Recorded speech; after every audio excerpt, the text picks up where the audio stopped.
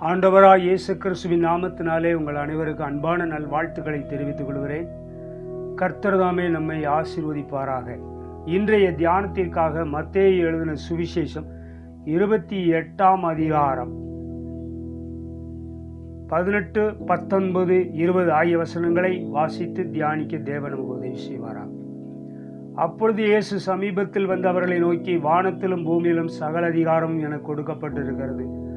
ஆகையால் நீங்கள் புறப்பட்டு போய் சகல ஜாதிகளையும் சீசராக்கி பிதா, குமாரன், பரிசுத்த ஆவியின் நாமத்திலே அவர்களுக்கு ஞான ஸ்நானம் கொடுத்து, நான் உங்களுக்கு கட்டளையிட்ட யாவை அவர்கள் கை கொள்ளும்படி அவர்களுக்கு உபதேசம் பண்ணுங்கள். இதோ உலகத்தின் முடிவு பரியந்தம் சகல நாட்களிலும் நான் உங்களுடனே கூட இருக்கிறேன் என்றார்.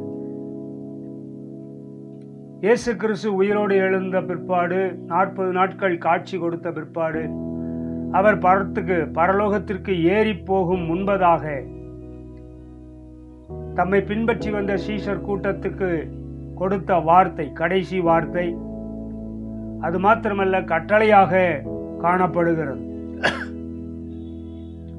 அவர்களை நோக்கி, வானத்திலும் பூமியிலும் சகல அதிகாரம் எனக்கு கொடுக்கப்பட்டிருக்கிறது என்று சொன்னார். இந்த இடத்துல தி கிரேட் கமிஷன் என்று சொல்வார்கள். இறுதியாக இயேசு கிறிஸ்து தம்மை பின்பற்றின மக்களுக்கு சொல்லிப்போன கட்டளை என்று சொல்லி நாம் அறிந்து கொள்ள வேண்டும். எனக்கு அதிகாரம் வானத்திலும் பூமியிலும் எனக்கு உண்டு. ஆகையினாலே நீங்கள் புறப்பட்டு போய் சகல ஜாதிகளையும் சீஷராக்குங்கள். என்னை பின்பற்றக்கூடிய சீடர்களாய் மாற்றுங்கள் என்று சொல்லி அவர் கட்டளை கொடுத்திருக்கிறார். அது மாத்திரமல்ல, அவர்கள் இயேசுவை விசுவாசிக்கும் பொழுது அவர்களுக்கு பிதா, குமாரன், பரிசுத்த ஆவி என்கிற திரியேக நாமத்தினாலே அவர்களுக்கு ஞான ஸ்நானம் கொடுங்கள். ஞான ஸ்நானம் கொடுத்த பிற்பாடு, நான் உங்களுக்கு கட்டளையிட்ட யாவையும் அவர்கள் கை கொள்ளும்படிக்கு அவர்களுக்கு உபதேசம் பண்ணுங்கள். முதல்ல அவர்களை டிசைபிளா மாத்துங்க, பேப்டிசம் கொடுங்க. பேப்டிசம் கொடுத்த பிற்பாடு இயேசுவினுடைய போதனைகளையும் கட்டளைகளையும் உபதேசங்களையும் அவர்களுக்கு டீச் பண்ணுங்க, அவர்களுக்கு உபதேசம் பண்ணுங்கள். இதோ உலகத்தின் முடிவு பரியந்தமும் சகல நாட்களிலும் நான் உங்களுடனே கூட இருக்கிறேன் என்று சொன்னார். கர்த்தருக்கு மகிமை உண்டாகட்டும்.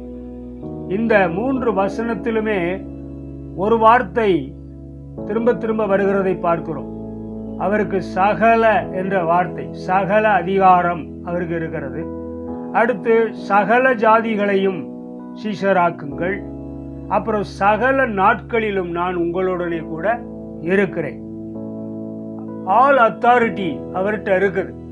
அப்படி இருக்கும்போது அந்த அதிகாரம் எனக்கு உண்டு.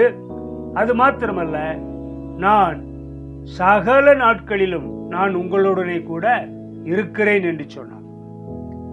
வெளிப்படுத்தல் 1 வாசிக்கிறோம், மரித்தேன் ஆனாலும் இதோ சதா காலங்களிலும் உயிரோடு இருக்கிறேன் என்று சொன்னார். அந்த உயிரோடு இருக்கிற இயேசு கிறிஸ்து அவருடைய பிள்ளைகளோடு கூட என்றைக்கும் சகல நாட்களிலும் கூட இருப்பார்.